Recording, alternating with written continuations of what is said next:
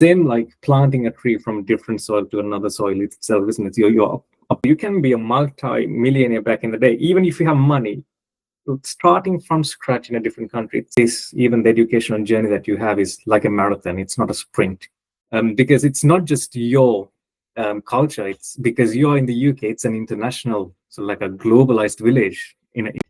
One key thing is it's not UK is not a country that offers everything on a gold plate and a silver plate.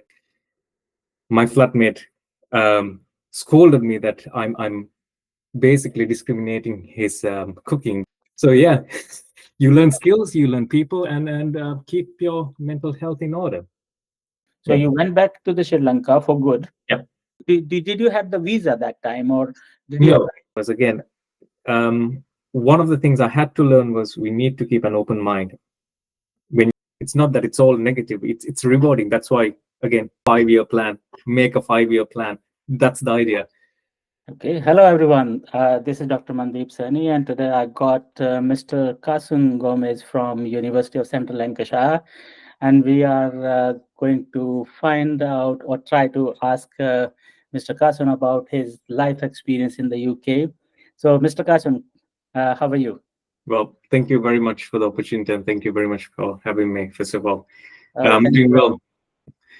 Thank you very much for joining us today. I think this podcast is going to be really good, and it will be very useful for the students or the people who are already in the UK, or the people who want to come to UK and looking for the student opportunity or study opportunity over here.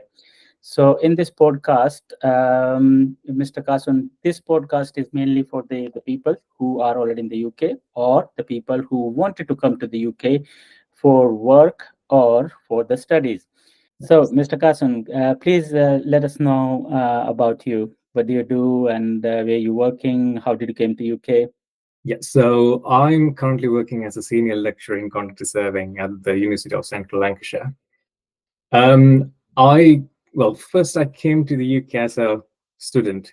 I studied my master's in the University of Salford. I think we both can remember that as well. I think you're an alumni in Salford as well.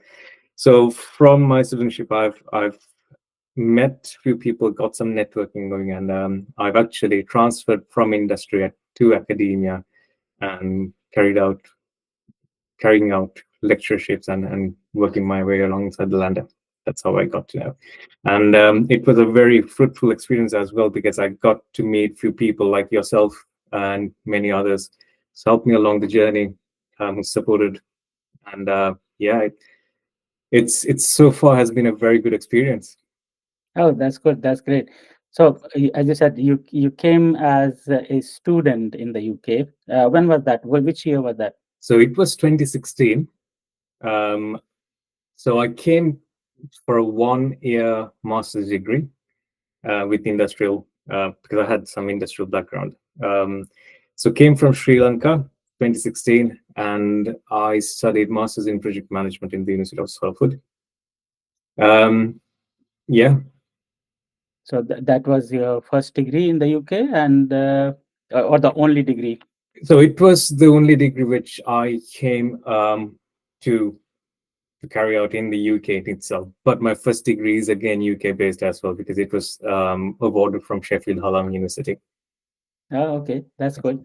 So let me ask you, that's really interesting because I came as student as well, and when I came to UK as a student, back there, I got some different ideas about the UK, but I came a long time ago, which was 2004. When I came to before I came to UK, I was thinking the UK is totally different. Like we watch in movies, something different going on. Totally don't understand about the weather. It looks like, oh, it's very cinematic weather over there. I can stand in front of a monument, take some pictures, and nobody will bother. But when I came here, I can see the people are going here and there, and they're running around. And when you try to take a picture, it's always people over there. Yes. You can't see a blank canvas. So what was your thinking back then? Do you remember that? Yes. So Unfortunately, fortunately, I don't know. You decide this because I landed, even though I was studying in Manchester, I landed in Heathrow, London, the first time. And as soon as I landed, I felt this immense cold. And I thought to myself, oh my God, what have I done? It was around that time, -2 degrees, and the weather was very windy, and it was total nightmare. Um, but to be honest, yeah, it was not the picture that they sold us. I think I can put myself in your shoe as well. It's not the picture that they sold us of the UK to India or Sri Lanka in itself. Yeah, it's a very well, can I put it, well, putting it delicately, it's a very fast-paced country. Yeah, even if you look at demography, even you look at work culture in here, it's all underpinned by whoever strives the furthest would get the most gain as well. So yeah, it's not the picturesque. It's not what you see in movies. That's not the reality in the UK. That's what I felt as well. Yeah, obviously, we talk about weather. The constant weather in the UK is rain. That's all throughout the year in itself. There are many monuments. There's many things that you can do, but then again, looking at current economic conditions, you might need to be aware that it's not, it's not the comfortable. We are not in a comfortable position as it is, anyways. So, if anybody who's willing to come, and this was again my mentality back in the day as well, because I thought, in the UK life was very easy. To be honest, it's not. You need to sacrifice most of the stuff to get a proper basis and build a foundation for yourself.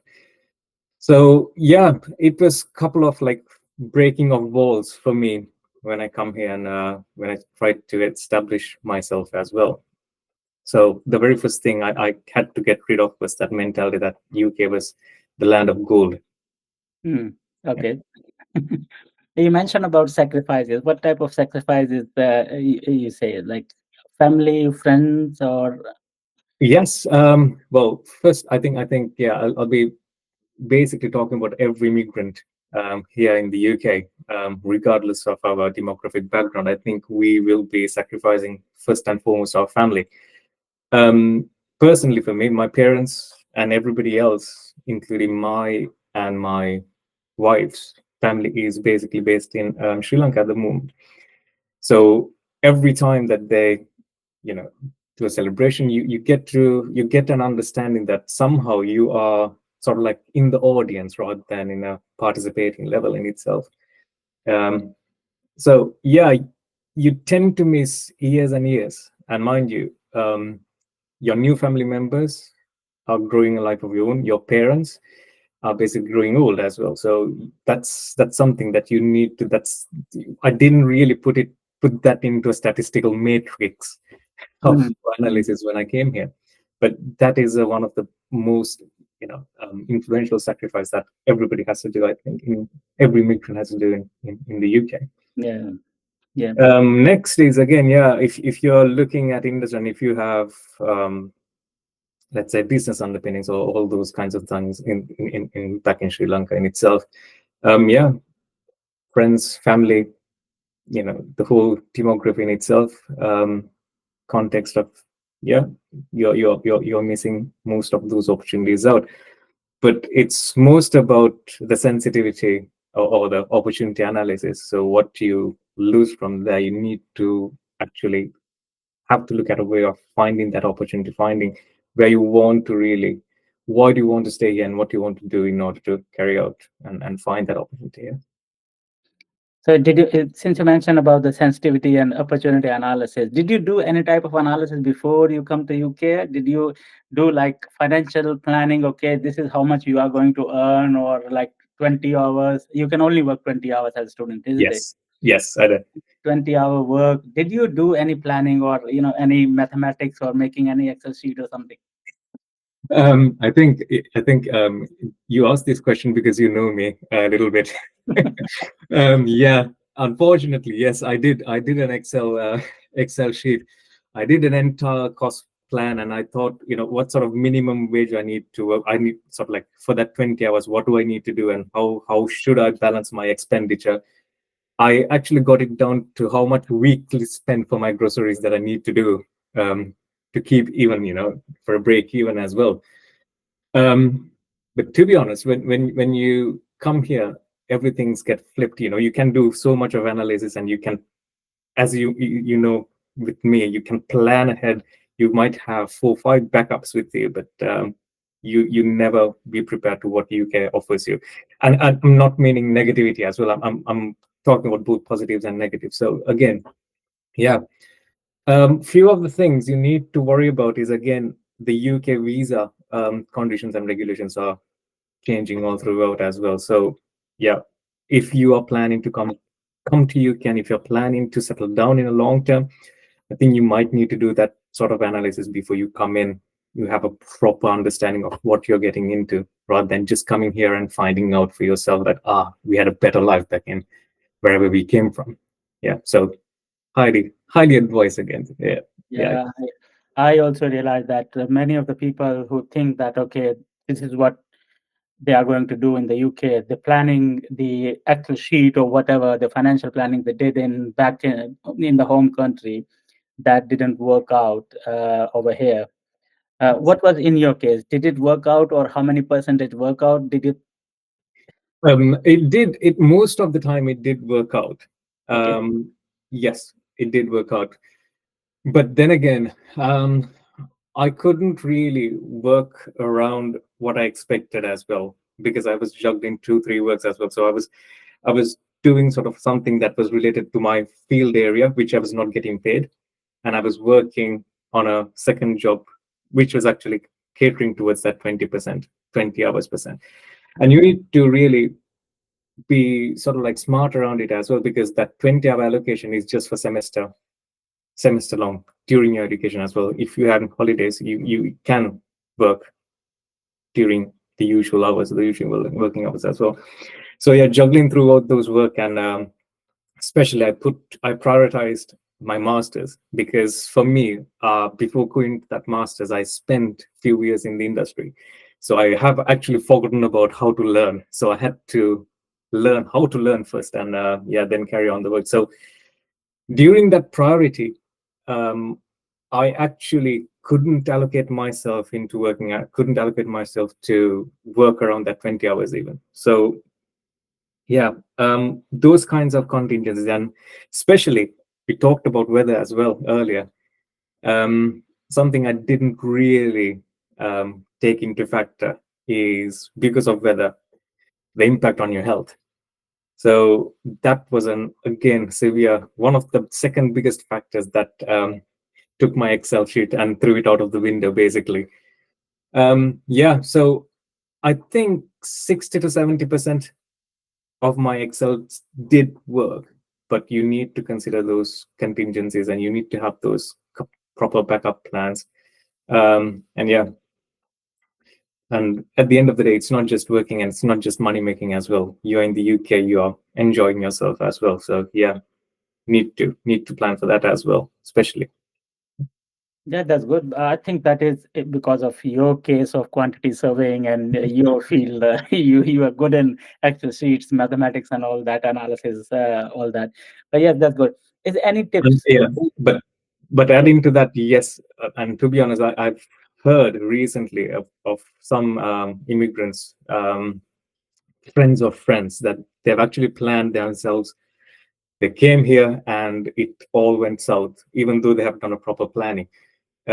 Because I think we are in a global recession situation. Anyways, I think you are in a much better position to advise it rather than me. So yeah, so especially within current context, you need to do a proper, thorough analysis of what you're experiencing in here as well. So yeah, Yeah, absolutely. Need to do proper research. But when yeah, I came to UK, that time in 2004, the minimum wages were £4.25. right.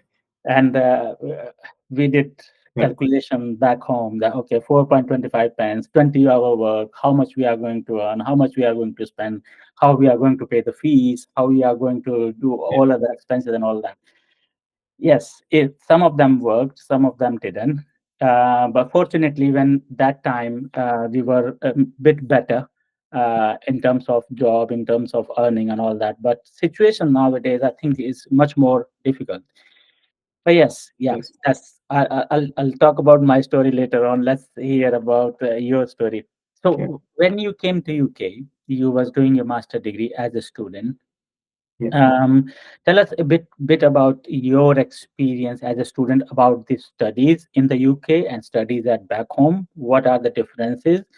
So the people who are coming from countries like Sri Lanka, India, or any other country like Africa or somewhere else, they know what is the difference over here in the studies.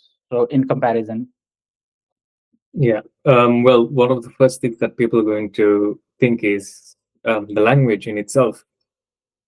Yeah, language was a little bit of a hurdle that you need to um, ponder into as well, because yeah, we have many dialects here in the UK. There are many accents. There are ways of speaking, and especially, um, we both are basically looking at and operating within the construction sector, which we have many slangs and sort of words which are not derivatively on the English sort of like common language in itself. So yeah, but keeping that aside, language barriers aside, one of the first things that you want to notice here in learning and teaching, especially within pedagogic area, that they really intensifies sort of like individual learning, which we don't do. I don't know about India, but which we don't really factor in Sri Lanka and India. Hopefully, I think so. One of the first things is you might see that so many of people would be looking at in-depth studies on their own, looking at research being a key criteria on its own. So whatever you do, your research, whatever research that you do would be the underpinning context for your learning in here. The next thing is, I think we don't really factor in additional academic support or learning opportunities back in India. And I think in the UK they have vast opportunities, and I'm a living proof. And I think you can relate to that as well. We are living proof of the opportunities that they present towards, in academic support and learning opportunities here in the UK. What people like us, and including me, didn't do is we don't really tap into those because we are not really familiar with those techniques and yeah, underpinnings. So few other things, if we can advise, or if I can humbly point out, look at the academic support available, look at the personnel who's looking at or support structure that you have in your education system, and then really tap into that. But then, yeah, coming back to my original point, your research, whatever you do, becomes the underpinning. Whatever you bring into the studies, whatever your input is, that will underpin and depend on what you're going to do for the rest of the educational journey. Uh, yeah, that's yeah. good. I remember you mentioned about some of the sacrifices earlier, that missing families and all that. I, as a lecturer, I know as well, and I believe you know we both experience the same thing. What do you say about the loneliness of the students? And is there any tips you can give that okay? Obviously, you are going to miss your families. You are going to miss the festival. You are going to miss what is the functions have your family is having, like somebody's birthday, somebody's wedding or something like that. So what is your tips or what is your experience on that? Yeah. So one of the few things, I think we both read a study, and we both contributed to that study as well, that mental health and well-being is one of the key main predominant issues within higher education. That's across the UK. And it's not, again, just for immigrants. It's actually for local UK-based students as well. But immigrants, especially like us, sort of like international students, face it more because exactly what you said. Family, friends, and It's not just the missing or the loneliness, because they have uprooted the entire social structure from elsewhere, and they're trying to rebuild that. It's same like planting a tree from different soil to another soil itself, isn't it? You're uprooting entire thing and trying to sort of like venture into new beginnings. I again during my master's is I found it really hard. But again, looking back at the support structures that we find in universities, it's good to find out what support is available, and basically looking at that and trying to have a communal, or try to be as inclusive into a community as much as possible in itself. As an example, the first thing I did, when I went to the uni itself, they broke us into groups and sort of like asked us to sort of like look at the few areas that we can, articulate into. And at the end of that group work, we everybody in that cohort were very strongly intertwined, because most of the 90% of that cohort was international students. And that sort of belonging, that sort of community, even though that I've met them for the first time in my life, that sort of like bond, that sort of communal support was very immense. Right? And secondly, it might be little things like your little hobbies that you had. And those kinds of things really help. Little, like, I'm going to quote the Tesco slogan, so don't quote me on this. So every little helps. So you might see that, even taking a break off your strenuous work, taking a break off your studies, trying to pace yourself. Like I really got this advice from one of the professors that this, even the educational journey that you have, is like a marathon. It's not a sprint. You Yeah. need to have your pace. You need to really look at what's ahead and then prepare yourself to overcome that hurdle, rather. So I think few of the people who actually have, again, mental health issues as well as other issues as well, does not really plan towards that and does not really understand the context of it. And especially when they come to the UK, they have the mentality of, right, we're in the UK. And yeah, so you need to really look at in a broader perspective, and then Yeah. calibrate. So Yeah. Let me add to it. There is, I think, in all the universities in the UK, there is a lot of help available related to the mental health. There is a lot of help available through the tutors itself. yes, And if they can't help you, they can always guide you or always direct you to the right people within the university. Also, I think the loneliness is one of the problem. Obviously, when somebody is going from one country to another country, like you said, like planting one tree from one soil to another soil, and over here the soil difference is like 6,000 miles, 5,000 miles. yeah, Obviously there will be some changes. So the best thing is, like, there are a lot of societies in the universities. When you go to the university, look for the society from your own country. Most of the countries, I mean, most of the people from different countries, they have their own societies within the university itself. Even there are a lot of programs when you have the induction, the universities can bring you together, bring all the new people together, so they can talk to each other. That is one of the things. That for that you need communication skills a little bit, that you go and introduce yourself at least. Hello, this is Mandeep. Hi, this is Kasun. And talk to each other and make friends, and take some time out, like Mr. Kasun said, take some time out of your studies and talk to these people and go and celebrate and do things. They celebrate in the university, they celebrate different festivals from country to country, but there is a lot of help available. So, Mr. Kasun, and let's talk about. Do you want to add something? yeah, I was going to add something. I remembered a funny story, and my parents still bully me, joking, but yeah, still comment me on this, because it's not just your culture. It's because you're in the UK. It's an international, so like a globalized village in itself.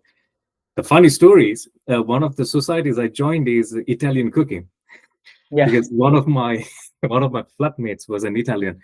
So he was basically, I usually sort of like, me with students, we usually go to the supermarket, get some free frozen stuff and put it in the oven.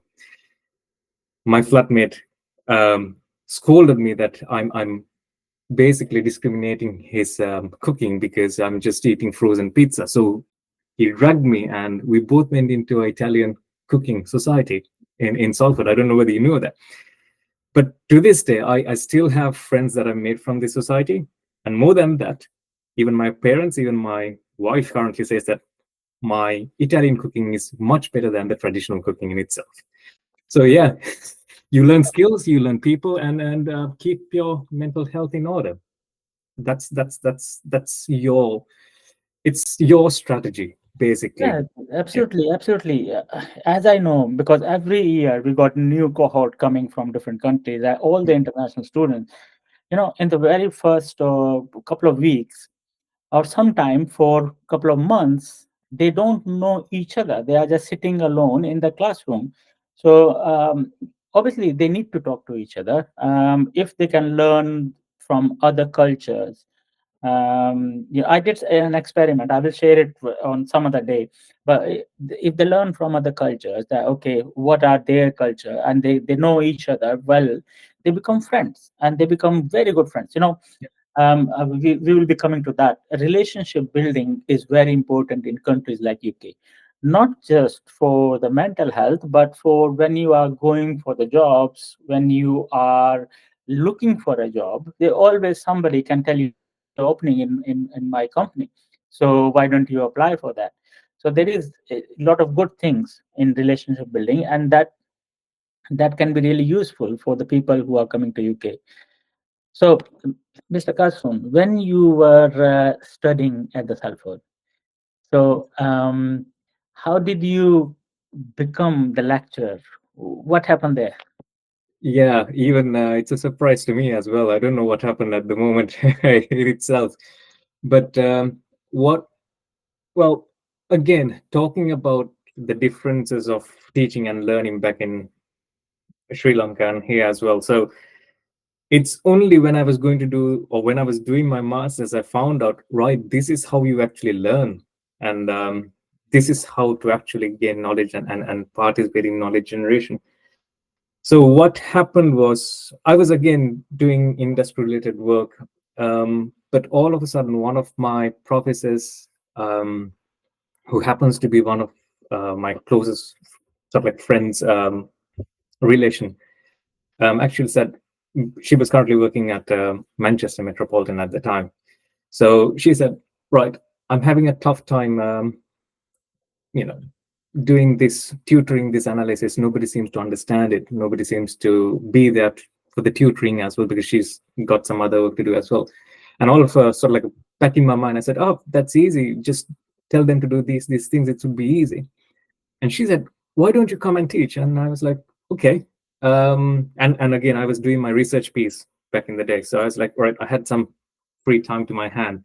So I said, okay, let me come pop in and do something. And I was trembling, even though I said okay, because public speaking, speaking in front of a large audience, let alone those, that audience is 99.9% British, and something alongside construction and logistics. So it's not par my area as well. So I was trembling underneath. But nonetheless, I went there, uh, did that workshop on sort of like the analysis, the sensitivity, and sort of like did some workshops around that. And to be honest, those were not real in-depth workshops. It was very, it's like pivot tables, Excel, sort of like in-depth Excel workshops. So while doing this, I noticed that, oh, I'm actually good at these kinds of things. And afterwards, And you got triggered there. Okay, look, yes, this is what I can do. But by the way, before you move on, relationship building, and you got it from the relationship, isn't it? exactly, Yeah, exactly. yeah. And that friend, even though, so she was actually one of my closest friends, friend. So we got to know. My friend, even though we have been in school for, he was my schoolmate from grade 5, to be honest. Oh, okay. Yeah, but we haven't had a single conversation after school until I stepped back in Salford and got to know that, oh, he's in Salford as well. And we built that relationship. And because of him, I got more networks. And again, it's like you said, right? Progression happened through networks, both professional and personal. Yeah. Yeah. So even she said, even the professors were like, okay, why don't you have a go at this? And again, I told this to one of the professors back in Salford as well. She was actually helping me with my research project as well. Um, well, again, I talked to a few professors. I talked to sort of like academics before actually making that leap of faith. And I'm very thankful because most of them actually gave me the real scenario. They said, yes, academia, it could work because looking at me and looking at what I do, yes, it could work for a character like you, but don't be misunderstood. Academia in its nutshell is very tough. It is very stressful. Even I think, I don't know whether you agree, but most of the people say that it's more stressful than industry. We don't have, it's more stressful than the industry as well. So as a nutshell, in industry, they have a specific time slot, 9 till 5. Whereas academics, you might even see us, you know, working It's a 1 o'clock in the morning. very flexible working pattern. You can go anytime, you Yeah, can come anytime, as long as you are teaching at a certain yeah, time period. Then you have to be at the university. Otherwise, you can feel free to do your research and whatever from home, and it's up to you. Yeah, yeah. that's good. So yeah, yeah. Depending on what you have, depending on your, you know, sort of flexibility or your work pattern, you can really adjust it itself. Yeah. Um, and again, one of the key things that they told me is academia is not just about teaching, which again that I'm currently building up myself as well. So people really don't know about in academia, teaching is just one pathway. You need to have a balanced profile rather than being a sort of like a teach in itself. You need to do research, you need to be very updated, you need to have some knowledge generation, and also you need to have a little bit of a management throughout curriculum development as well. So again, that sort of a exposure was given to me. Yeah. So I really thought about it for a good few months because I went back to Sri Lanka. So even in Sri Lanka, I was doing some part-time projects in Sri Lanka, but I moved into academia part-time. I taught in Sri Lanka, um, did few research as well, and then I got the opportunity to come back to the UK and work to a very sort of like prestigious university back in West Midlands. So, Um, you went back to Sri Lanka after your studies, I went back to Sri Lanka. and Yeah, then from there yeah, you got the job yes, in the UK. yeah, Ah, all right. That's really nice. yeah, That's a good story actually. yeah, Normally people get job when they are in the UK. So yeah, you went back to the Sri Lanka for good, yeah, yeah. I and, was and thinking that it was for good. Yes, yeah, and from there you got the job in the UK. yeah. Did you have the visa that time, or did you No. apply for it there and then, or what happened? So what usually happens back in those days is you have only 3 months after you carry out your or when you get awarded your master's degree. So let's say that I've been awarded in September, so I have until January to relocate back to Sri Lanka. Those days there was no PSWs, post work visa, post study visa, and those kinds of things were not available. So yes, I went back to Sri Lanka, thought I'll be making some amends there, but fortunately enough, one of the professors back in Salford did keep in touch, and they said, look, we have an opportunity. You can apply. Might be a long shot, it might not be, depending on how you do. And yeah, I faced the interview. I was sort of like shortlisted. Yeah, and the rest is history. So yeah, it goes to say that it's not all lost as well. And again, if you abide by, if you have a long-term plan, you can have a really good intensive work through as well. So yeah, apply for the job in Sri Lanka, and after that selection, they awarded me tier two visa. It was called tier two visa. So the skilled worker back then was called tier two visa. So awarded the tier two visa, and it was, I think, I had to wait 2 3 months, and then I relocated back to that university in West Midlands, and yeah, I came as a lecturer, initial position, special lecturer in quantity surveying rather, and yeah, work alongside it as well. Now you moved from that university to another university as senior lecturer. Yes. Um, how long you've been lecturer or senior lecturer now in overall in the academia? Um, Um, Overall academia, it's almost coming to 7 years or 8 years. Yeah, almost coming to 7 years, seven so and a half. from student. Yeah, from yeah, associate, sort of like associate Okay, lecturer. from when you started teaching. Yeah. Okay, so I would say And that your academia career start just because of the relationship, isn't it? That is where it triggered.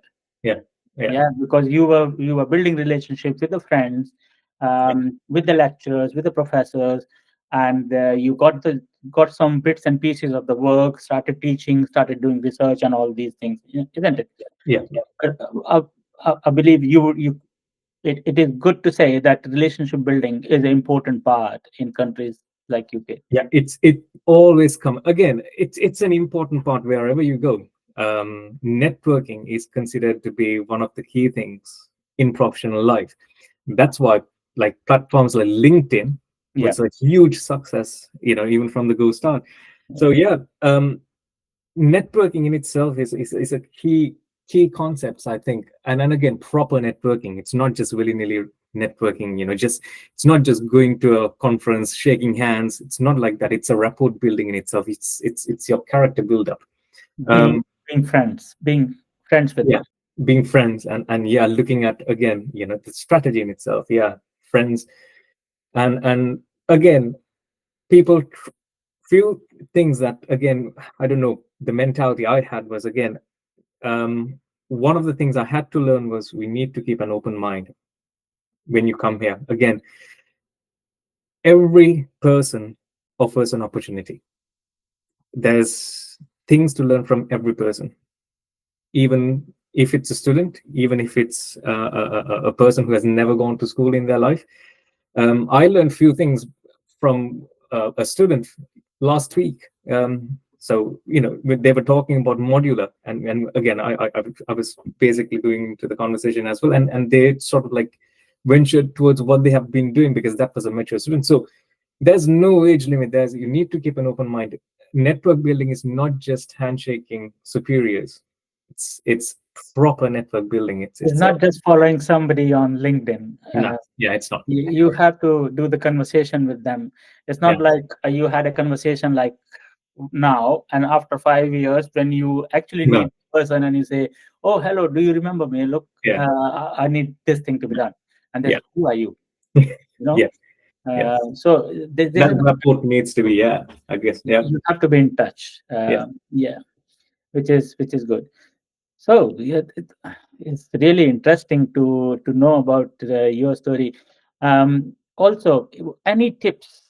You know, any tips you think that could be beneficial for the people who want to come to UK for jobs or as a student?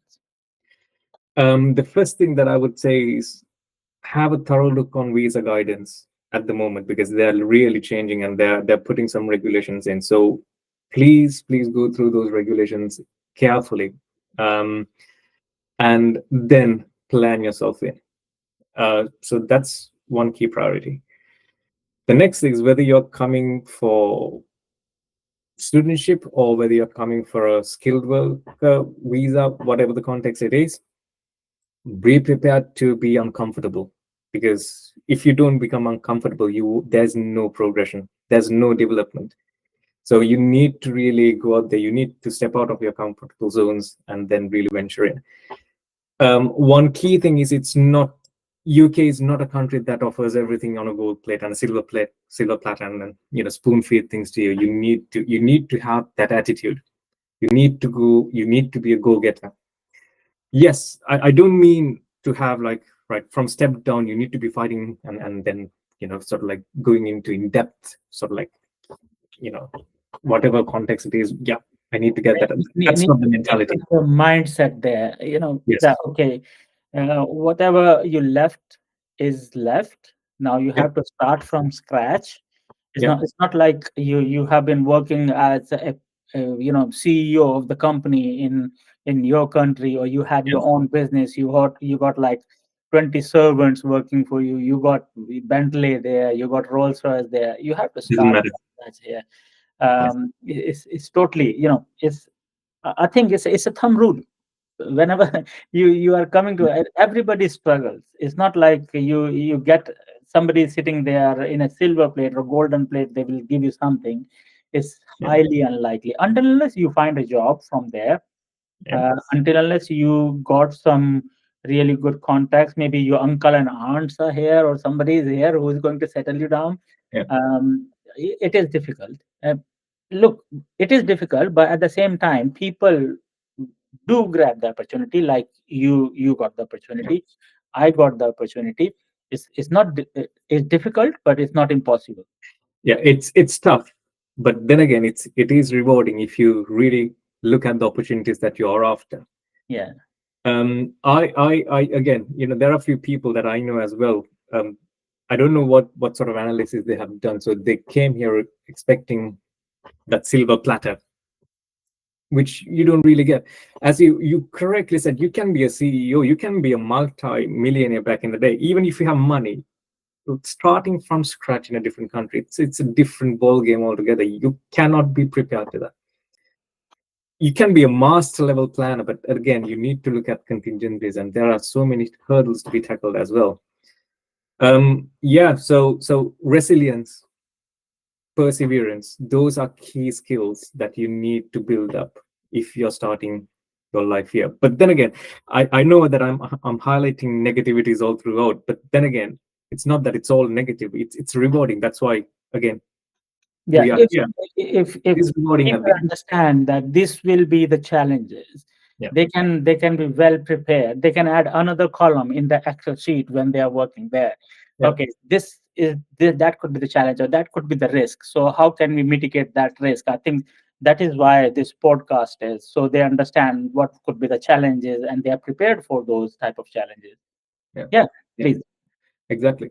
What the thumb rule earlier I had was I planned for a couple of years, but I think now the overall socioeconomic context has changed. So I would advise, even for people that's any relations that asking information about me, I said, right, look at the 5-year plan, make a 5-year plan. That's the idea.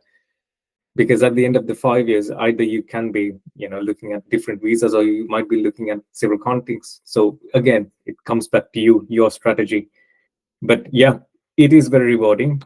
Again, you need to have those skill set. You need to understand what's the opportunity that you're looking for here in the UK, and then work towards that every single day. It's very easy to get distracted as well. I think we didn't talk about that. Here in the UK, it's very easy to get distracted with your objective. But then again, that's where skills like perseverance come in play. Yeah, yeah.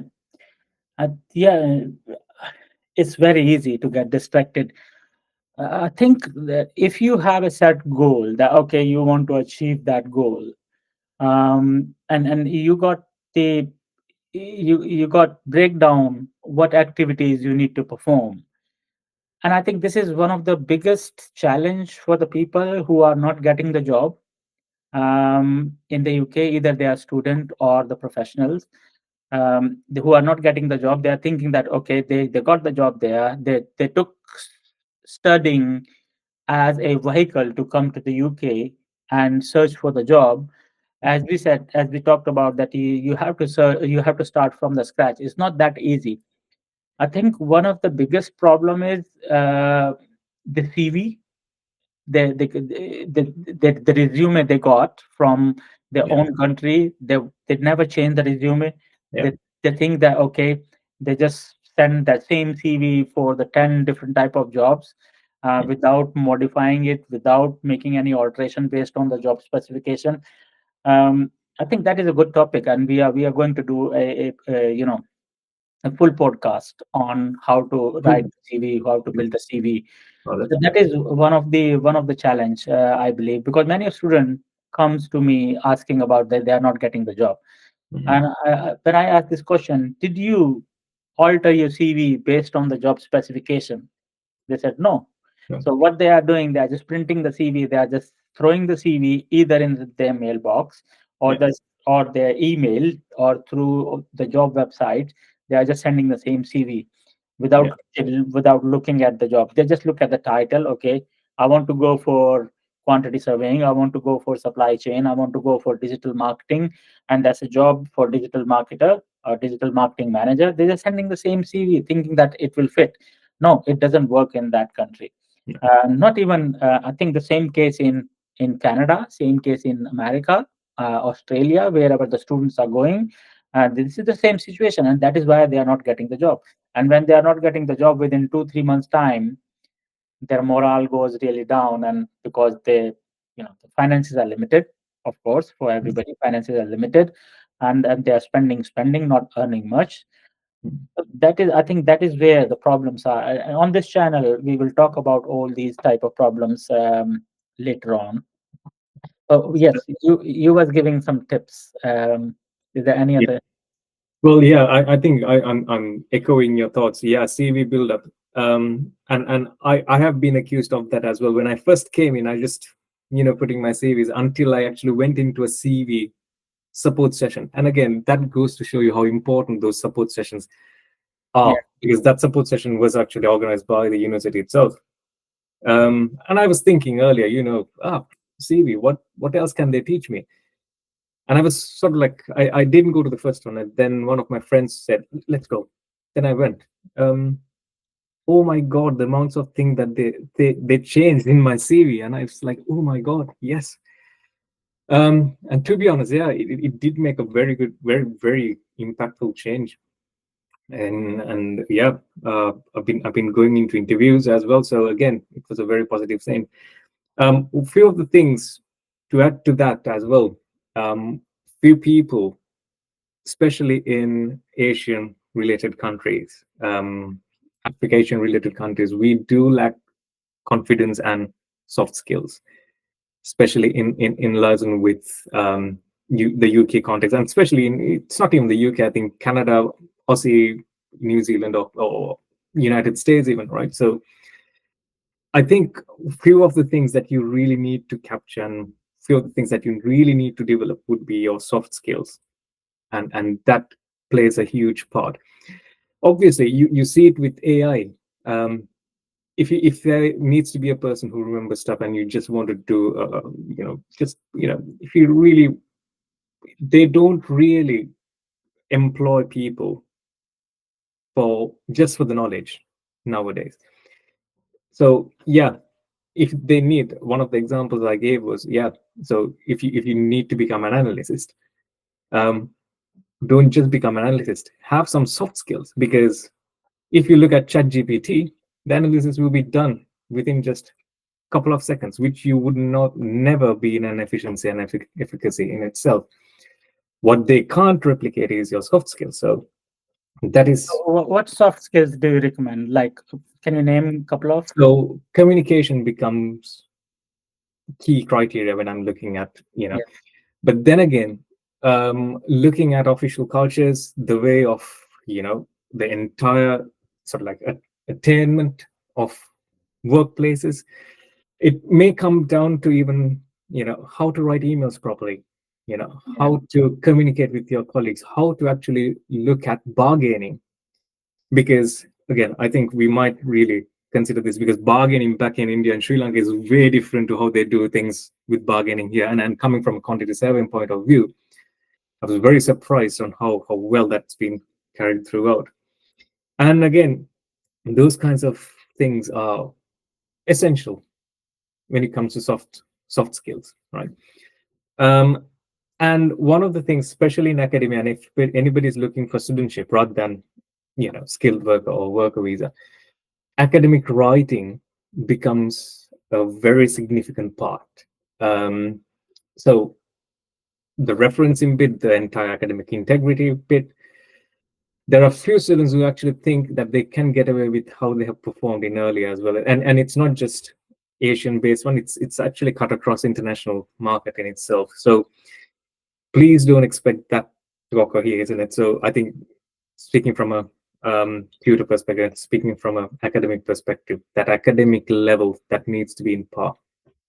That's absolutely right. Yeah, academic writing, communications, all these skills are really important.